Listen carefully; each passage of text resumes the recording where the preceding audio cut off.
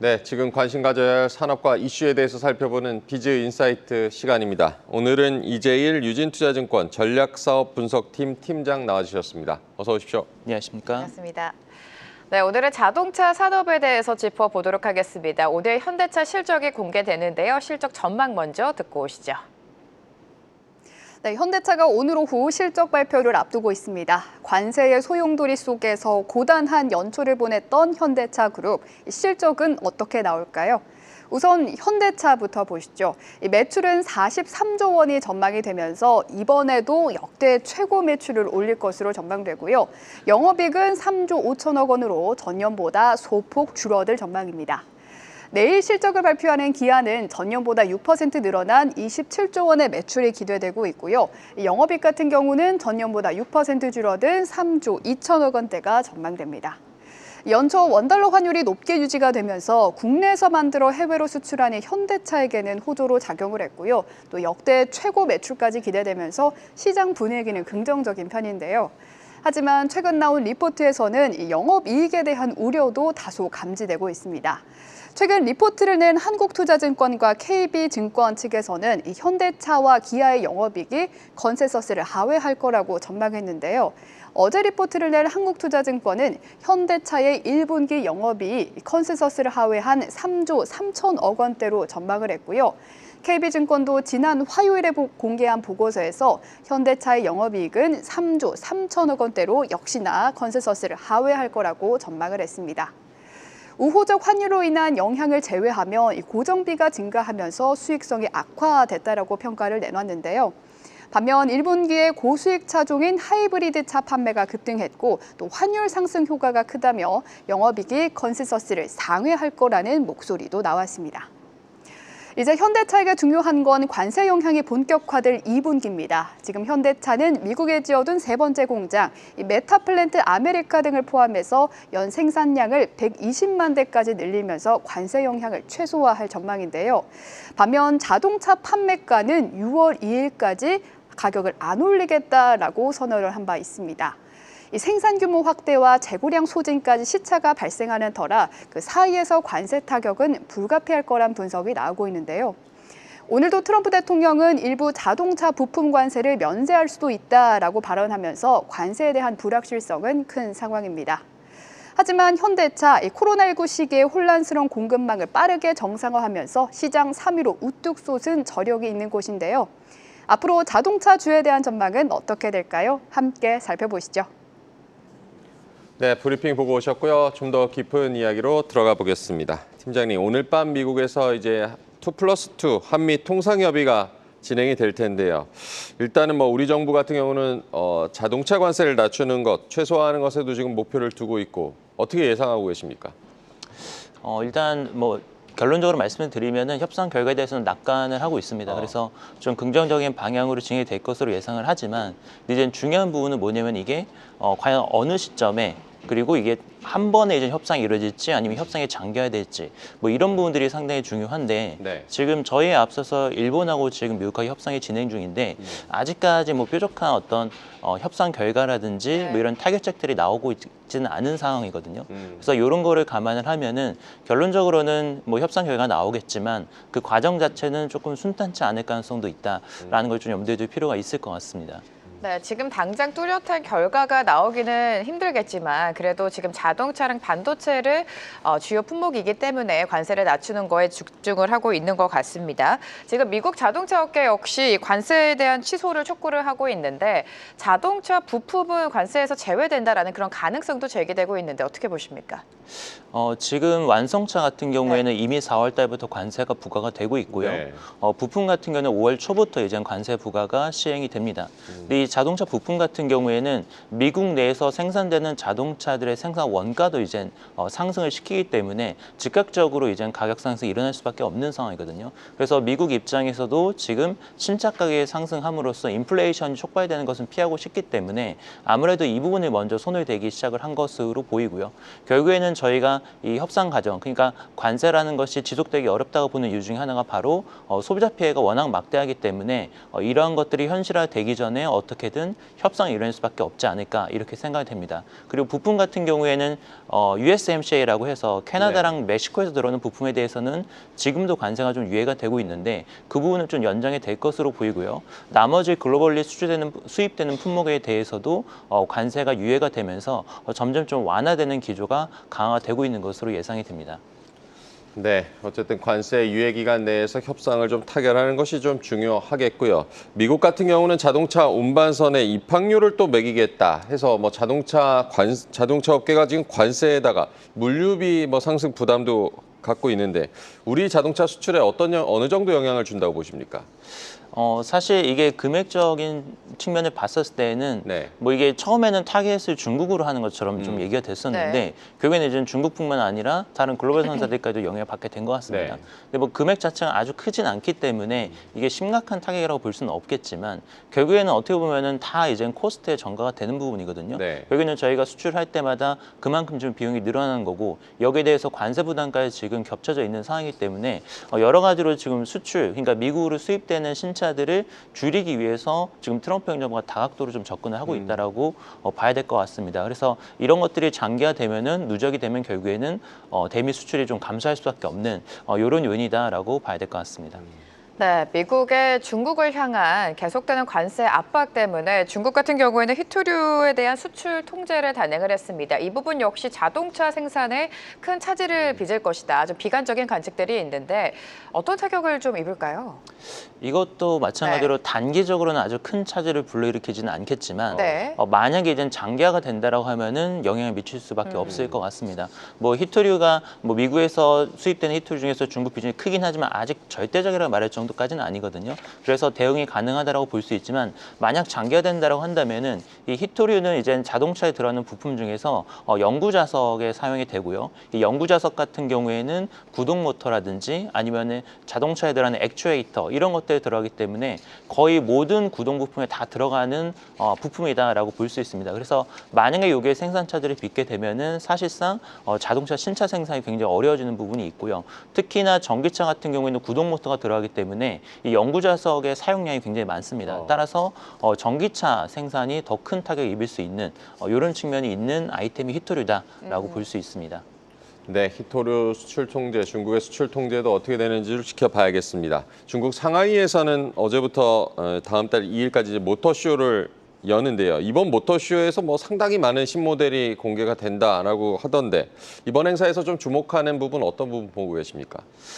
옛날에는 사실 중국에서 모터쇼를 한다라고 하면은 중국 내에 진출해 있는 글로벌 업체들이 중국 시장을 어떻게 공략하기 위해서 신모델을 내는가 이런 거를 좀 초점에 맞춰서 봤다라고 한다면은 요즘에는 중국 로컬 업체들의 신차들에 굉장히 관심이 쏠리는 것 같아요. 예를 들어서 뭐 BYD라든지 뭐 샤오펑이라든지 아니면 뭐 화웨이나 이제 샤오미 이런 중국에서 전기차 스타트업들 이렇게 전기차를 새롭게 진출하는 업체들에 대해서 신차 모델에 대해서 관심이 굉장히 많이 쏠리고 있고요. 지금 글로벌리 봤었을 때 중국산 차들이 전 세계에 지금 공급이 되면서 글로벌 최대의 자동차 수출국으로 지금 발돋움을 했고 거기에 대해서 BYD 같은 경우에는 테슬라를 넘어설 정도로 지금 전기차 판매량이 글로벌 1위에 달하는 뭐 이런 모습이 나타나고 있기 때문에 중국 로컬 업체에 굉장히 관심이 쏠린다라고 볼 수 있습니다. 그리고 중국 업체들이 최근에 상품성이 많이 개선됐다라는 평가를 듣는 이유 중에 하나가 바로 이제 소프트웨어 쪽에 그 강점이 있습니다. 그래서 자율주행이라든지 이런 차 안에 들어가는 커넥티드 카 시스템 이런 것들이 다른 레거시 메이커들 대비해서 경쟁력이 높다라는 평가를 받으면서 지금 글로벌 시장에서 상품성도 많이 올라오고 있는 이런 모습들이 이번에도 많이 좀 공개가 될 것으로 기대가 됩니다. 네, 중국 자동차 시장 짚어주셨으니까 조금 더 자세하게 들어가 보도록 하겠습니다. 전기차 시장에서 BYD가 테슬라의 판매량을 제칠 정도로 굉장한 활약을 하고 있고요. 이제는 뭐 가격뿐만이 아니라 기술력도 입증을 하고 있습니다. 현재 전기차 시장에서 중국 시장의 입지는 어느 정도입니까? 일단 중국이 가지고 있는 가장 큰 장점은 압도적인 가격 경쟁력이다라고 볼 수 있습니다. 왜냐하면은 지금 전 세계에서 전기차가 가장 많이 팔리고 그리고 가장 많이 생산되는 국가가 중국이기 때문에 경쟁력이 그 단가에서 나올 수밖에 없는 부분이고요. 네. 지금 전 세계적으로 전기차장 초기에는 프리미엄카를 중심으로 해서 고성능 전기차가 많이 판매가 됐다라고 한다면은 이제는 점점 더 매스카 시장으로, 그러니까 좀 중저가 전기차에 대한 수요가 늘어나고 있는 단계이기 때문에 이런 중국산 전기차가 굉장히 소비자들한테 매력적으로 다가오는 시점이다라고 볼 수 있습니다. 그래서 이런 타이밍에 맞춰가지고 좀 프리미엄카 위주로 하던 테슬라보다 어떻게 보면 오히려 BYD가 더 판매량을 늘리는 이런 모습이 나타났다라고 볼 수 있고요. 그래서 지금 많은 글로벌 선진국들, 그러니까 미국이나 유럽 같은 경우에는 이 중국산 저가 전기차를 견제하기 위해서 굉장히 지금 많은 무역 장벽들을 세우고 있습니다. 관세를 부과를 한다라든지, 뭐 아니면은 뭐 보조금을 지급 안 한다라든지, 뭐 이런 부분들을 통해서 지금 굉장히 많이 견제를 하고 있지만 근본적으로 지금 상품성이나 가격 경쟁이 워낙 강하기 때문에 계속해서 지금 시장을 침투해 가고 있는 모습이 나타나고 있다. 굉장히 위협적인 경쟁자로서 네. 치고 올라오고 있다라고 볼 수 있습니다. 네, 상품성도 인정을 받고 있고 압도적인 가격 경쟁력까지 중국 전기차 업체들의 성장이 지금 두드러지고 있는데요. BYD가 우리 시장에도 좀 진출해 있는데 아토3에 이어서 이번엔 하반기에 뭐 중형 전기 세단도 출시를 예고하고 있습니다. BYD의 한국 시장 성적은 어떻게 보십니까? 지금 한국 시장에 들어온 지 몇 달 됐는데 네. 아직까지는 뭐 괄목할 만한 성과가 나오고 있지는 않은 것으로 보입니다. 원인이 여러 가지가 있는데 첫 번째는 인증 지연 이슈가 좀 있었기 때문에 보조금 지급이 늦어지면서 이제 좀 대기가 출고가 늦어지는 뭐 이런 것들이 한 가지 문제점이 있었고요. 네. 그리고 두 번째로 지금 한국 시장 전체적으로 봤었을 때 사실은 전기차 보급 속도가 그렇게 빠르다고 보기는 좀 어려운 것 같습니다. 네. 그러니까 뭐 작년에 이제 전기차 화재 사건도 좀 있었고 좀 전반적으로 분위기가 어떤 이런 안정성이나 이제 성능이 좀 검증된 다음에 사자라는 이런 분위기가 있다 보니까 오히려 하이브리드 차에 대한 수요가 굉장히 빨리 늘어나고 전기차는 이제는 수요가 좀 둔화되는 이런 게 좀 나타나는 게 측면이 있고요. 그리고 세 번째는 저희가 이제 특히나 수입차를 구입하는 구매 계층 같은 경우에는 네. 사실 브랜드 이미지를 굉장히 많이 신경을 쓰거든요. 네. 저희가 이제 독삼사차를 많이 선호를 하는 것처럼 브랜드 이미지를 또 신경을 쓰다 보니까 저가차라는 게 또 수입차에서는 아주 강력한 매력 포인트로는 들어오지 못하는 것 같습니다. 그래서 아직까지는 뭐 성적이 나쁘진 않지만 그렇다고 해서 뭐 파죽지세의 기세를 보인다, 뭐 이 정도까지는 아닌 것 같습니다. 네, 우리 자동차 기업으로 돌아와 보도록 하겠습니다. 현대차랑 기아 관세라는 이슈 속에 주가가 굉장히 지지부진하게 흘러가고 있습니다. 잠시 후에 현대차 1분기 실적 발표를 앞두고 있고요. 기아는 내일 발표를 하는데 실적에 대한 의구심은 사실 없는 것 같아요. 현대차 1분기 뭐 역대 최대 실적이 예상이 된다. 업계는 이렇게 전망하고 있습니다. 1분기 실적 전망 같이 해볼까요? 이번 1분기 실적 네. 같은 경우에는 판매는 굉장히 좋았습니다. 그러니까 전년 대비해서 연계 기준 판매는 소폭이지만 증가를 했고요. 네. 네. 관세 부담 영향이 있었음에도 불구하고 그리고 원달러 환율이 또 많이 상승을 했기 때문에 환율 효과 플러스 물량 효과가 있었기 때문에 뭐 여러 가지로 기대하는 부분이 연초에 굉장히 컸습니다. 그래서 올해 사상 최대 실적을 다시 한번 갱신을 하겠구나라고 생각을 했었는데 이제 관세 부과라고 하는 대외 불확실성이 들어오기 시작을 했죠. 근데 이런 부분들이 회사 실적에 영향을 미칠 수 있는 게 사실 이런 2분기 때부터는 관세 영향으로 인해서 실적이 악화될 가능성이 상당히 높은 상황이잖아요. 이러다 보니까 아무래도 비용 인식이나 이런 회계적인 부분에서 보수적으로 좀 비용 인식을 할 가능성이 좀 있습니다. 그렇기 때문에 1분기 때 본격적으로 관세 영향이 있었던 것은 아니지만 2분기 이후에 글로벌 어떤 경기나 아니면 수요 상황을 감안을 해서 보수적으로 1분기 실적에 비용을 반영하지 않았을까라고 하고 좀 추정이 되는 부분이 있거든요. 그래서 이런 것들을 감안해서 좀 실적을 볼 필요가 있다고 생각이 되고 전체적으로 그림을 봤었을 때 연초 대비해서 컨센서스는 조금 내려와 있는 상황입니다. 그래서 그 내려와 있는 컨센서스는 부합하거나 비슷하는 정도로 보이지만 연초에 기대했었던 어떤 환율 효과에 따른 아주 폭발적인 실적 성장 이런 거는 조금 기대하기가 쉽지는 않다라고 생각이 됩니다. 네, 말씀하신 대로 4월 3일부터 자동차 관세 부과가 됐고요. 2분기 영업이익 감소도 지금 우려가 되는 상황인데 이에 대한 뭐 해법 어떤 걸 좀 보고 계십니까? 그래서 결론적으로 말씀드리면은 네. 지금 주가의 키는 결국에는 관세 전쟁의 어떤 리스크가 완화가 돼야 된다라고 말씀을 드릴 수 있을 것 같아요. 현대기아차가 사실 작년 하반기부터 주가가 빠지기 시작을 했는데 네. 펀더멘탈 상에는 큰 변화가 없었습니다. 실적도 계속해서 잘 나왔고 미국 시장에서 점유율도 올랐고 지금 전기차도 EV3나 아이오닉 9 같은 신차들이 나오면서 지금 계속해서 판매가 늘어나고 있는 단계거든요. 네. 그래서 펀더멘탈리는 전혀 변화가 없었지만 지금 관세 이슈 하나 때문에 주가가 고점 대비해서 다들 뭐 30% 이상 이렇게 조정을 받은 상태라고 볼 수 있습니다. 그래서 결국에는 이 관세 리스크 해소가 된다면은 결국에는 펀더멘탈 관점에서의 어떤 주가를 다시 회복할 수 있을 것이다. 이렇게 좀 기대를 하고 있고요. 그래서 관세 이슈가 가장 중요하다. 네. 이렇게 봐야 될 것 같습니다. 네, 결국에 관세에 따라 주가의 향방도 지켜봐야 될 것 같은데 지금 현대차가 최근에 포스코와 손을 잡았습니다. 답답한 관세 전쟁 속에서 좀 돌파구를 찾자라는 입장인 것 같은데요. 철강과 2차 전지와 관련된 업무 협약을 체결을 했습니다. 두 기업에 대한 시너지 우리가 어디까지 기대할 수 있을까요? 굉장히 과감한 결정을 내렸다라고 볼 수 있을 것 같고요. 사실 미국 내에서 차량 강판을 자체적으로 생산하는 케이스가 별로 없기 때문에 이번에 굉장히 좀 과감하게 결정을 내렸다라고 지금 업계에서는 평가를 하고 있습니다. 근데 이제 다만 이게 좀 양날의 검이 될 수 있는 게 지금 많은 자동차 회사들이 미국의 본격적인 투자 계획들을 발표를 못하고 있는 이유 중에 하나가 이 관세가 과연 영구적으로 계속해서 남을 것인지 아니면은 무역 협상을 통해서 제거가 가능한 것인지 이게 지금 굉장히 좀 헷갈리고 있는 상황이거든요. 만약에 이제 관세가 무역 협상을 통해서 제거가 된다. 네. 이렇게 되면은 사실은 미국 내에서 철강을 생산하는 게 굉장히 또 중복 투자가 되고 그리고 미국에서 생산하기 때문에 제조 원가가 확 올라갈 수밖에 없거든요. 그래서 이게 만약에 관세가 지속이 된다라고 한다면은 선제적으로 투자한 게 굉장히 옳은 판단이 되겠지만 만약에 관세가 없어진다 이러면은 이제 굉장히 큰 부담이 될 수 있기 그러네요. 때문에 네. 이거는 약간 좀 양날의 검이 될 가능성이 있고요. 지금 저희가 바라는 건 사실은 관세가 없어지는 거를 원하는 거기 때문에 네. 만약에 관세가 없어진다고 하면은 미국 내 강판 생산은 굉장히 코스트 측면에서 많은 좀 부담 요인이 될 가능성이 있다는 것을 좀 염두에 둘 필요가 있습니다.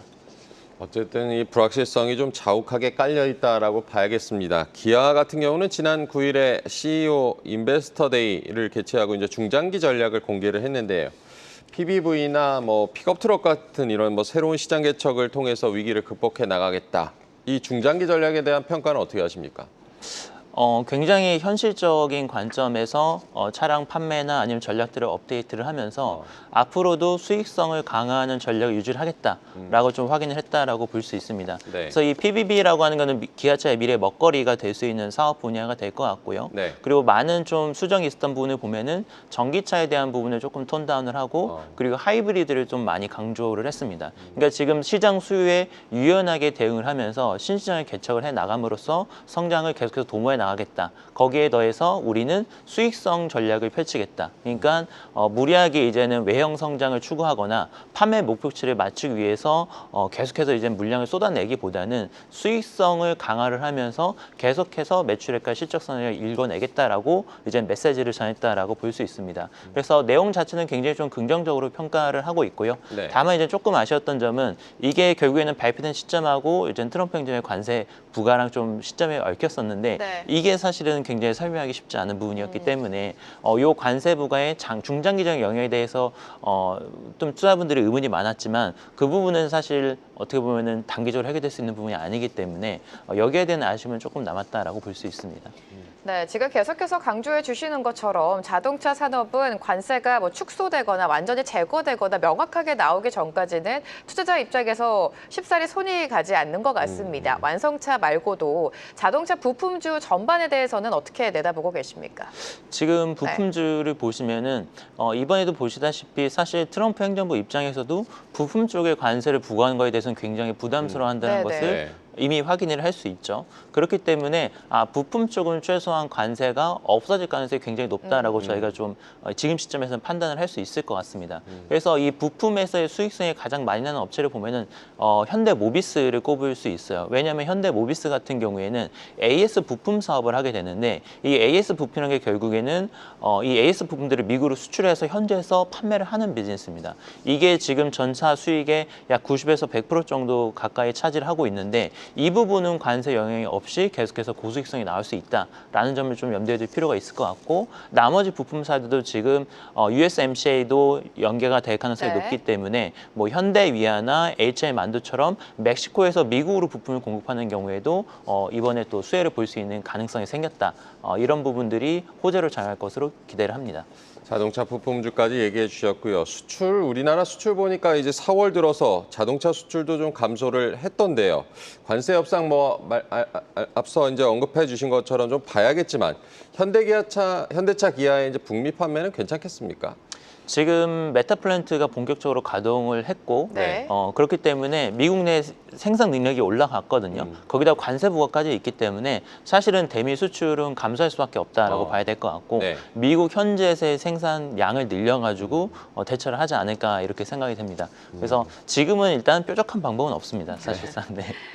네, 결국에 좀 지켜봐야 된다라고 말씀해 주셨습니다. 앞서서 현대모비스 체크해 주셨는데 자동차 산업 그리고 부품주 안에서 가장 최선호주로 고르신 겁니까? 네, 탑픽은 네. 현대모비스로 말씀을 드리고요. 아까 말씀드린 AS 부분이 관세 영향에서 받지 않는다. 그리고 미국에서 전두환 공장을 신규로 돌아가면서 지금 GM이라든지 아니면 미국 로컬 브랜드들을 대상으로 해서 많은 이제 신규 수주가 있을 것으로 예상이 되기 때문에 기존에는 현대기아차만 하던 현대모비스에서 이제 글로벌 브랜드들을 대상으로 부품을 공급하는 이제 글로벌 부품사로 또 거듭날 수 있는 모멘텀이 있다라고 생각을 해서 현대모비스를 최선주로 추천해 드립니다. 네, 장기적 관점에서 현대모비스를 토픽으로도 선정을 해주셨습니다. 오늘 이재일 유진투자증권 전략사업 분석팀장과 함께했습니다. 고맙습니다. 고맙습니다.